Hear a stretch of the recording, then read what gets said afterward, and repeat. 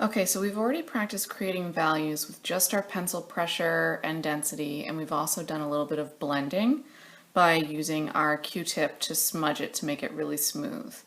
For this next exercise, you can do either of these or a combination of the two, which is probably what I'll do.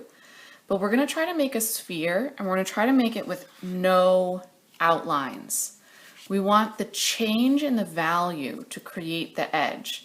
So although I'm going to start with a very, very light line, the goal is for there to be zero outlines at all. So I'm going to write that on the side of my paper.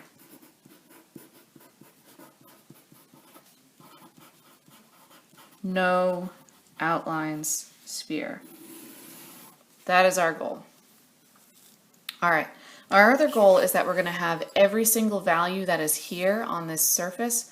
We want a little bit of it, so I'm going to try to leave that little slice there for us to see. The other thing we're going to do is we're going to set it in space, so it's not just going to be floating. We're going to have a little barrier around it. So first thing I'm going to do is I'm just going to make a very, very light, maybe like 5-inch big box or so. 5 inches by 4 inches is what I'm doing.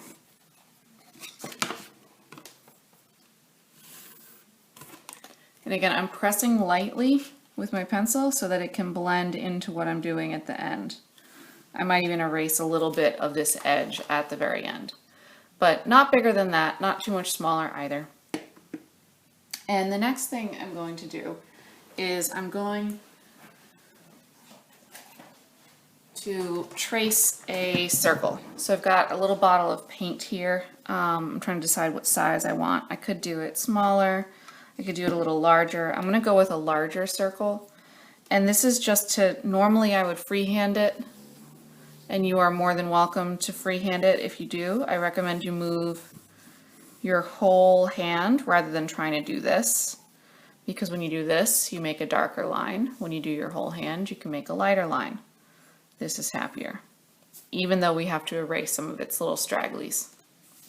But like I said, make your life easier if you want. And I am going really, really light. So again, very light line. Okay, so if you go to our class and go to the assignment, there is embedded in it an attachment. If you're on your phone, it will look like here. If you're on the computer, it will be at the bottom. So this photo here is what we're using as our reference, and that is what's going to be attached. So I'm going to view that, and I'm going to open it with my photo so that it's nice and big, so that I can look at that as I'm drawing. When you're drawing, you want to draw in layers, and you want to notice where things are going and how they wrap around the object.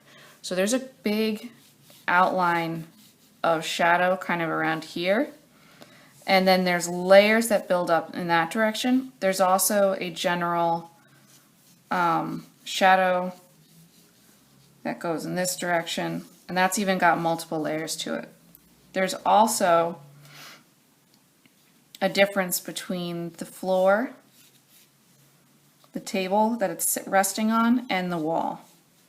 So I have actually put outlines, as people would call them, in here, but I'm going to make them disappear now, and I'm going to do that with my values.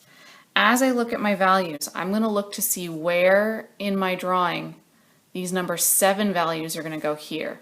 They're the darkest values. Next to it are going to be the number 6 and then 5 values.